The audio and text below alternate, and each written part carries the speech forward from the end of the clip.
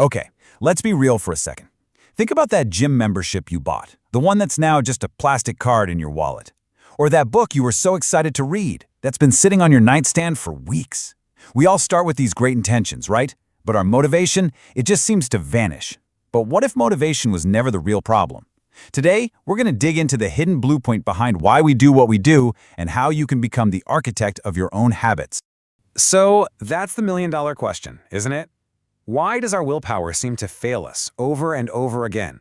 We get that burst of inspiration, we feel like this time it's going to be different, but before we know it, we're right back where we started.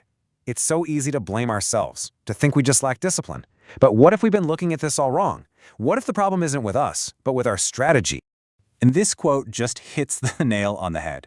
The people who seem to have it all together, they're not superheroes with unlimited willpower. They're not constantly fighting this epic battle against temptation every single minute. Nope. Instead, they've cleverly built a world around themselves where doing the right thing is basically the path of least resistance. They depend on structure, not just brute force. And that, right there, is a total game changer. Because a structure is something any of us can build. Now, to build that structure, we first have to understand the engine that's running the whole show. It's called the habit loop. Just think of it like this little machine that's running on autopilot in the background of your brain. It's a simple, four-step process that quietly guides most of what you do every day, and you probably don't even notice it's happening. So here's how this machine works. First up, there's a cue. It's a trigger. Your phone buzzes on the table. You walk into a dark room. You smell coffee brewing. That cue leads to step 2, a craving. You suddenly want to check that notification. You want to be able to see. You want that cup of coffee. This craving then pushes you to a response. You grab your phone, you flip the light switch, you pour a cup. And finally, number 4, you get a little reward. The satisfaction of seeing that message, the relief of light, the pleasure of that first sip. Cue, craving, response, reward. That's the loop.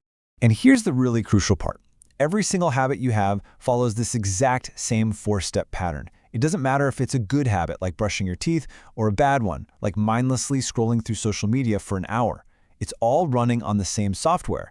And once you can see that pattern, well, that's when you get the power to step in and actually rewrite the code. Okay, so how do we actually do that? How do we mess with the loop? This is where we get to the fun part, the control panel. These are the 4 laws of behavior change. Think of them as 4 simple levers you can pull to basically hijack your own habit loop and start building better ones on purpose. So here they are, our whole strategy, laid out nice and simple. Each of these laws lines up perfectly with one of the steps in the habit loop we just talked about. If you want to build a good habit, you make the whole process as smooth and awesome as possible. You make it obvious, attractive, easy, and satisfying. And if you want to break a bad habit, you just do the exact opposite. You make it invisible, unattractive, difficult, and unsatisfying. Simple, right? Let's break down that first one. The first law is all about that initial cue. You have to make it obvious. Look, your environment is way more powerful than you think. You want to start taking vitamins every morning? Don't hide them in a cabinet. Put the bottle right next to your coffee maker so you literally can't miss it. You want to practice guitar more often? Stop putting it away in its case. Leave it on a stand right in the middle of your living room. You're basically designing your world so the cues for your good habits are just everywhere. All right, next we have to tackle the craving, and we do that with the second law, make it attractive. It's no secret our brains love a good dopamine hit, so let's use that to our advantage. The trick is to link something you need to do with something you want to do. For example, maybe you make a rule for yourself, I only get to listen to my favorite podcast while I'm on the treadmill. All of a sudden, going for that run doesn't seem so bad, does it? Now for the third law, which tackles the response, make it easy. Honestly, this might be the most powerful one of them all. So many of us fail because we make our goals way too big and complicated at the start. You've got to reduce the friction. Make it so easy to do the good habit that it feels harder not to do it. Remember, when you're starting out, consistency is so much more important than intensity. And the absolute best way to make things easy is something called the 2-minute rule. So instead of a vague goal like read more, your new habit is read 1 page. Instead of I'm going to do yoga, your habit is just I will roll out my yoga mat. I mean, come on, anyone can do something for 2 minutes, right? The point isn't to stop there forever. The point is to master the art of showing up. It automates the beginning, and that's usually the hardest part. And finally, we have to close the loop with the 4th law, make it satisfying. For a habit to really stick, your brain needs to feel a little bit of success right away. We're wired for immediate gratification, not some far-off future reward. So give yourself a little win.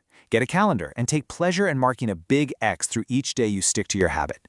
That little feeling of accomplishment is like candy for your brain, and what gets rewarded gets repeated.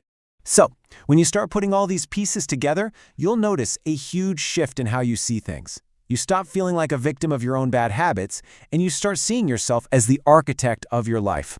You're the one designing the systems that will actually help you reach your goals. And that really brings us to the biggest takeaway here.